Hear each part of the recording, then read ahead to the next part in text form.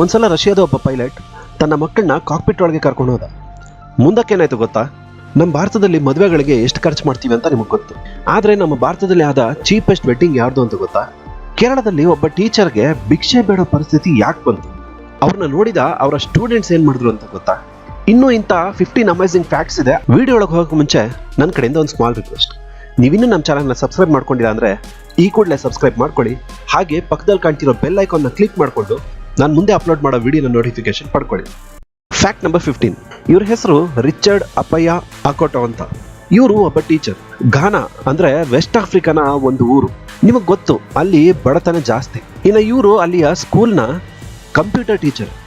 ಅಲ್ಲಿ ಬೇಸಿಕ್ ನೀಡ್ಸೇ ಸರಿಯಾಗಿರೋದಿಲ್ಲ, ಇನ್ನು ಕಂಪ್ಯೂಟರ್ಗಳೆಲ್ಲಿಂದ ಬರಬೇಕು? ಇವರು ಅಲ್ಲಿರೋ ಬ್ಲ್ಯಾಕ್ ಬೋರ್ಡ್ನ ಯೂಸ್ ಮಾಡಿಕೊಂಡೆ ಅದರಲ್ಲಿ ಕಂಪ್ಯೂಟರ್ ಹೇಗಿರುತ್ತೆ ಅಂತ ಕಲರ್ ಚಾಕ್ಸ್ನ ಯೂಸ್ ಮಾಡಿ ಅದರಿಂದ ಡ್ರಾಯಿಂಗ್ ಮಾಡಿ ಮಕ್ಕಳಿಗೆ ಪಾಠ ಮಾಡ್ತಿದ್ರಂತೆ. ಅದನ್ನು ಗಮನಿಸಿದ ಒಬ್ಬರು ಅದನ್ನು ಫೋಟೋ ತೆಗೆದು ಸೋಷಿಯಲ್ ಮೀಡಿಯಾದಲ್ಲಿ ಪೋಸ್ಟ್ ಮಾಡಿದ್ರು. ಕಂಪ್ಯೂಟರ್ ಇಲ್ಲದೆ ಇದ್ರು ಕಂಪ್ಯೂಟರ್ನ ಹೇಗೆ ಟೀಚ್ ಮಾಡ್ತಾರೆ ಅಂತ. ಅದು ತುಂಬ ವೈರಲ್ ಆಯಿತು. ಅದನ್ನು ತುಂಬ ಜನ ಅಪ್ರಿಷಿಯೇಟ್ ಮಾಡಿದ್ರು. ಆಗ ತುಂಬ ಜನ ಫಂಡ್ಸ್ ಕೂಡ ಕಳಿಸಿದ್ರು ಸ್ಕೂಲ್ನ ಇಂಪ್ರೂವ್ ಮಾಡಿ ಅಂತ. ಇದನ್ನು ಗಮನಿಸಿದ ಮೈಕ್ರೋಸಾಫ್ಟ್ ಅವರ MCE ಪ್ರೋಗ್ರಾಮ್ಗೆ ಅವರ ಸ್ಕೂಲ್ನ ಜಾಯಿನ್ ಮಾಡಿಸಿದ್ರು. ಅದಕ್ಕೆ ಅವ್ರನ್ನ ಸಿಂಗಾಪುರ್ನ ಎಜುಕೇಷನ್ ಎಕ್ಸ್ಚೇಂಜ್ ಪ್ರೋಗ್ರಾಮ್ಗೆ ಕರೆಸಿದಾಗ ಅವ್ರಿಗೆ ಸ್ಟ್ಯಾಂಡಿಂಗ್ ಓವೇಷನ್ ಕೂಡ ಸಿಕ್ತು.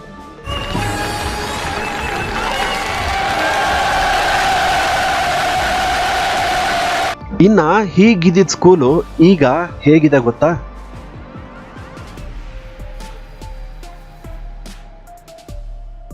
ನೋಡಿ, ಒಬ್ಬ ಒಳ್ಳೆ ಟೀಚರ್ ಇಂದ ಎಷ್ಟು ಜನ ಸ್ಟೂಡೆಂಟ್ಸ್ಗೆ ಒಳ್ಳೇದಾಯ್ತು ಅಂತ.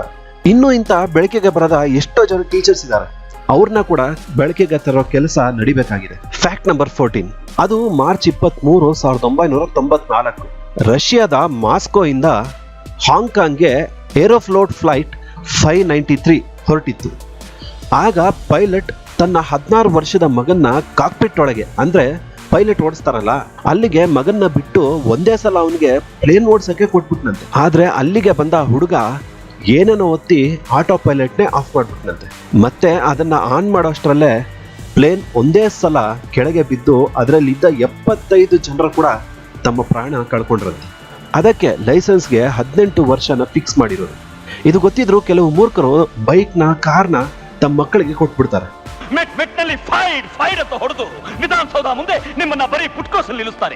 ಯಾಕಂದ್ರೆ ಅವ್ರ ಪ್ರಾಣ ಅಲ್ಲದೆ ಬೇರೆಯವರ ಪ್ರಾಣ ಕೂಡ ಅಪಾಯದಲ್ಲಿರುತ್ತೆ ಅಲ್ವಾ? Fact number 13. ಈ ಫೋಟೋನಲ್ಲಿರೋ ಈ ನಾಯಿ ಹೆಸರು ಲೈಕಾ ಅಂತ. ಇದನ್ನ ತೋರಿಸ್ತಿದೀನಿ ಅಂದ್ರೆ ಇದೇನೋ ಸಾಧಿಸಿರ್ಲೇಬೇಕು ಅಲ್ವಾ? ಹಾ, ಸ್ಪೇಸ್ಗೆ ಹೋದ ಫಸ್ಟ್ ಅನಿಮಲ್ ಇದು. ನವೆಂಬರ್ 3, 1957ರಲ್ಲಿ ಸೋವಿಯತ್ನ ಸ್ಪುಟ್ನಿಕ್ 2 ಕಳಿಸಿದ ಸ್ಪೇಸ್ ಶಿಪ್ ನಲ್ಲಿ ಕಳಿಸಲಾಯಿತು ಇದನ್ನ. ಹಾಗೆ ಇದು ನಮ್ಮ ಭೂಮಿನ ಯಶಸ್ವಿಯಾಗಿ ಸುತ್ತ ಹಾಕ್ತು. ಆದ್ರೆ ಇಲ್ಲಿ ಕಾಣ್ತಿರೋ ಈ ಫೋಟೋ ಅದರ ಕೊನೆಯ ಫೋಟೋ. ಯಾಕಂದ್ರೆ ಓವರ್ ಹೀಟಿಂಗ್ ಇಂದ ಇದು ಸತ್ ಹೋಯ್ತು. ಅದರ ಮುಖದಲ್ಲಿ ನೀವು ಭಯಾನ ನೋಡ್ಬೋದು. Fact number 12.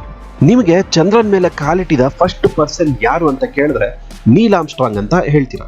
ಆದ್ರೆ ಚಂದ್ರನ ಮೇಲೆ ಕಾಲಿಟ್ಟ ಕೊನೆಯ ಪರ್ಸನ್ ಯಾರು ಅಂತ ಗೊತ್ತಾ? ಅಂತ ಅನ್ನಕ್ ಹೋಗ್ಬೇಡಿ. ಯಾಕಂದ್ರೆ ಇವ್ರು ಹೋಗಿದ್ದು ಅಪೋಲೋ 17 ಡಿಸೆಂಬರ್ 1972ರಲ್ಲಿ. ಅದಾದ್ಮೇಲೆ ಇದುವರೆಗೂ ಯಾರು ಅಲ್ಲಿಗೆ ಹೋಗ್ಲೇ ಇಲ್ಲ. ಯಾವ ದೇಶನೂ ಮತ್ತೆ ಮನುಷ್ಯನ ಚಂದ್ರನ ಮೇಲೆ ಕಳಿಸ್ಲೇ ಇಲ್ಲ. ಇದಕ್ಕೆ ತುಂಬಾ ಥಿಯರೀಸ್ ಇದೆ. ಖರ್ಚು ಜಾಸ್ತಿ ಆಗೋದು ಒಂದಾದ್ರೆ ಚಂದ್ರನ್ ನೋಡಿದ್ದಾಯ್ತು, ಇನ್ ಮಾರ್ಸ್ನ ನೋಡೋಣ ಅನ್ನೋದು ಇನ್ನೊಂದು. ಇನ್ನೂ ಕೆಲವರು ಅಲ್ಲಿ ಏಲಿಯನ್ಸ್ನ ನೋಡಿರ್ಬೇಕು, ಅದಕ್ಕೆ ಮತ್ತೆ ಹೋಗ್ಲಿಲ್ಲ ಅಂತಾರೆ. ನಿಮ್ಗೇನ್ ಅನ್ಸುತ್ತೆ ಕಮೆಂಟ್ ಮಾಡಿ. ಅಂದಹಾಗೆ ಅವ್ರ ಹೆಸರು ಹೇಳಿಲ್ಲ ಅಲ್ವಾ? ಅವ್ರ ಹೆಸರು Eugene Andrew Cernan. Fact number 11. ನಿಮ್ಮಲ್ಲಿ ತುಂಬಾ ಜನ ನಮ್ಮ ಹತ್ರ ಇರೋ ಫೋನ್ನಲ್ಲಿ ಹಾರ್ಡ್ವೇರ್ ಕಮ್ಮಿ ಇದೆ, ರ್ಯಾಮ್ ಕಮ್ಮಿ ಇದೆ, ಸ್ಟೋರೇಜ್ ಕಮ್ಮಿ ಇದೆ ಅಂತ ಕಂಪ್ಲೇಂಟ್ ಮಾಡ್ತಾನೆ ಇರ್ತೀವಿ. ಆದ್ರೆ ನಿಮಗೆ ಗೊತ್ತಾ, ನಾಸಾ ಫಸ್ಟ್ ಚಂದ್ರನ್ ಮೇಲೆ ಹೋಯ್ತಲ್ಲ, ಆಗ ಅವ್ರ ಹತ್ರ ಇದ್ದಿದ್ದ ಕಂಪ್ಯೂಟರ್ನ RAM size 4 KB, hard disk size 32 KB. ಅದ್ರಲ್ಲಿ ಅವರು ಚಂದ್ರನ್ ಮೇಲೆ ಹೋದ್ರು. ಇನ್ನ ನೀವು ಗೇಮ್ ಮಾಡಕ್ ಆಗ್ತಿಲ್ಲ ಅಂತ ಕಂಪ್ಲೇಂಟ್ ಮಾಡ್ತಿರ್ತೀವ. ನಿಮ್ಗೆ ಯಾಕೆ ಬೇಕದು? ತಿಕಾ ಮುಚ್ಕೊಂಡು ಹೋಗಲ್ಲ ಅಂತ ಮತ್ತೆ ನನ್ನ ಬೈಕೋಬೇಡಿ. Fact number 10. I need pin drop silence ಅಂತ ಟೀಚರ್ ಬೈದಿರೋದು ಕೇಳೇ ಇರ್ತೀರಿ.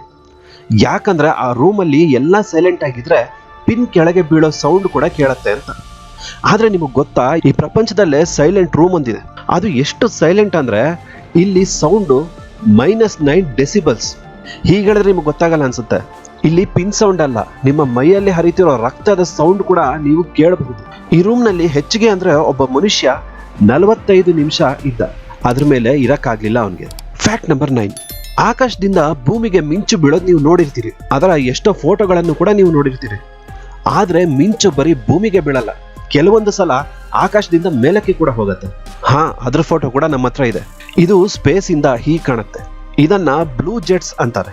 ಫ್ಯಾಕ್ಟ್ ನಂಬರ್ 8, ಎಷ್ಟೊಂದು ಜನರ ಮನೆಯಲ್ಲಿ ನಿಧಿ ಸಿಕ್ಕಿರೋದು ಕೇಳಿರ್ತೀರಿ, ಭೂಮಿಯೊಳಗೆ ಸಿಕ್ಕಿರೋದು ಕೂಡ ಕೇಳಿರ್ತೀರಿ. ಆದ್ರೆ ನಿಧಿ ಆಕಾಶದಿಂದ ಬಿದ್ದಿರೋದು ಕೇಳಿದಿರಾ? ಹೌದು, ನಿಧಿ ಅಂದ್ರೆ ನೀವು ಅನ್ಕೊಳ್ಳೋ ತರ ಒಂದು ಪೆಟ್ಟಿಗೆಯಲ್ಲಿ ಗೋಲ್ಡ್ ಅಲ್ಲ, ಅದಕ್ಕಿಂತ ಜಾಸ್ತಿನೇ. ನಾನ್ ನಿಮ್ಗೆ ಮೀಟಿಯರ್ಸ್ ಅಂದ್ರೆ ಏನು, ಅದು ಹೇಗಿರುತ್ತೆ, ಹೇಗ್ ಬೀಳುತ್ತೆ ಅಂತೆಲ್ಲ ಹೇಳಿದೀನಿ. ಮಿಸ್ ಆಗಿದ್ರೆ ಆ ವಿಡಿಯೋ ಲಿಂಕ್ ನ ಕೊಡ್ತೀನಿ ನೋಡಿ. ಇಂಡೋನೇಷ್ಯಾದ ಈ ವ್ಯಕ್ತಿ ಮನೆ ಮೇಲೆ ಒಂದು 2 kg ಮೀಟಿಯರ್ ಬಂದು ಬಿತ್ತಂತೆ. ಅದು ಮೀಟಿಯರ್ ಅಂತ ಗೊತ್ತಾದ್ಮೇಲೆ ಈ ವ್ಯಕ್ತಿ ಅದನ್ನ ಸರಿಯಾದ ಕಡೆ ಮಾರಿದ್ರು. ಇನ್ನ ಈತನಿಗೆ 13.5 ಕೋಟಿ ಸಿಕ್ತು. ಹಿಂದಿಯಲ್ಲಿ ಒಂದು ಮಾತಿದೆ, ಊಪರ್ ವಾಲಾ ಜಬ್ ಭಿ ದೇತಾ ಹೈ ಚಪ್ಪರ್ ಪಾಡ್ಕೆ ದೇತಾ ಹೈ ಅಂತ. ಮೋಸ್ಟ್ಲಿ ಅದರ ಅರ್ಥ ಇದೇ ಇರಬೇಕೇನು. ಫ್ಯಾಕ್ಟ್ ನಂಬರ್ 7, ಟೋಕಿಯೋದಲ್ಲಿ ಒಂದು ರೆಸ್ಟೋರೆಂಟ್ ಇದೆ, ಅದ್ರ ಹೆಸರು ಆರ್ಡರ್ ಮಿಸ್ಟೇಕ್ಸ್ ಅಂತ. ಅದ್ರಲ್ಲಿ ಕೆಲಸ ಮಾಡೋರೆಲ್ಲ ಇವರೇ, ವಯಸ್ಸಾದವರು, ಡಿಮೆನ್ಷಿಯಾ ಅಂದ್ರೆ ಮರವೇ ಇರೋರು. ಸೊ ಯಾರಾದ್ರೂ ಏನಾದ್ರೂ ಆರ್ಡರ್ ಮಾಡಿದ್ರೆ ಇವರು ಬೇರೆನೆ ತಂದು ಕೊಡ್ತಾರೆ. ಇದು ಅಲ್ಲಿನ ಕಸ್ಟಮರ್ಸ್ಗೆ ಇಷ್ಟ ಆಯ್ತಂತೆ. ಕಸ್ಟಮರ್ಸ್ ಆರ್ಡರ್ ಮಾಡಿದ್ಮೇಲೆ ನಮ್ಗೆ ಏನ್ ಬರುತ್ತೋ ಅಂತ ಕಾಯೋದ್ರಲ್ಲೇ ಎಂಜಾಯ್ಮೆಂಟ್ ಇದೆಯಂತೆ. ಅದಕ್ಕೆ ತುಂಬಾ ಜನ ಇಲ್ಲಿಗೆ ಬರ್ತಾರೆ. ಈಗ ಇದು ಅಲ್ಲಿ famous hotel. Fact number 6, Elon Musk ಅವರ ಸ್ಪೇಸ್ ಎಕ್ಸ್ ಹೊಸ ಪ್ರಯತ್ನ ಮಾಡ್ತಾನೆ ಇರುತ್ತೆ. ಈಗ ಅದು ಹೊಸ ಸ್ಯಾಟಲೈಟ್ ನ ಬಿಡ್ತಿದೆ, ಬಿಲ್ ಬೋರ್ಡ್ ಸ್ಯಾಟಲೈಟ್. ಅಂದ್ರೆ ನೀವು ರೋಡ್ ಪಕ್ಕದಲ್ಲಿ ಆಡ್ಸ್ ನ ನೋಡ್ತಿರ್ತೀರಿ ಅಲ್ವಾ, ಆ ತರ ಈಗ ಸ್ಪೇಸ್ ನಲ್ಲಿ ಆಡ್ಸ್ ನ ನೋಡಬಹುದು. ನೀವು ಪ್ರಪಂಚದ ಯಾವುದೇ ಮೂಲೆಯಲ್ಲಿದ್ರು ಅದನ್ನ ಇವಾಗ ನೀವು ಚಂದ್ರನ ಯಾವ ತರ ನೋಡ್ತೀರೋ ಅದೇ ತರ ಆಡ್ಸ್ ನ ಆಕಾಶದಲ್ಲಿ ನೋಡಬಹುದು. ಇನ್ನು ಏನೇನ್ ಆಡ್ಸ್ ಅದ್ರಲ್ಲಿ ನೋಡ್ತೀವೋ ನೋಡೋಣ. ಪುಟ್ ಫೋಟೋಸ್, ನಂದು ದೊಡ್ಡದು. ನನ್ನ ಫೋಟೋ ಸರ್. ಆ ಸ್ಕೇರಿ ಪೀಪಲ್ಸ್ ಇರ್ತಾರಲ್ಲ ಲೈನ್ ಅಲ್ಲಿ, you put yours in the front over there. Fact number 5, ನಮ್ಮ ಭಾರತದಲ್ಲಿ ಮದುವೆಗೆ ಅಂದ್ರೆ ತುಂಬಾ ಖರ್ಚು ಮಾಡ್ತಾರೆ ಅಂತ ನಿಮಗೆ ಗೊತ್ತು. ಆದ್ರೆ ಭಾರತದಲ್ಲಿ ಚೀಪೆಸ್ಟ್ ವೆಡ್ಡಿಂಗ್ ಯಾರ್ದು ಅಂತ ಗೊತ್ತಾ? ಮುಖೇಶ್ ಅಂಬಾನಿ ಅವ್ರ ಮಗಳದು.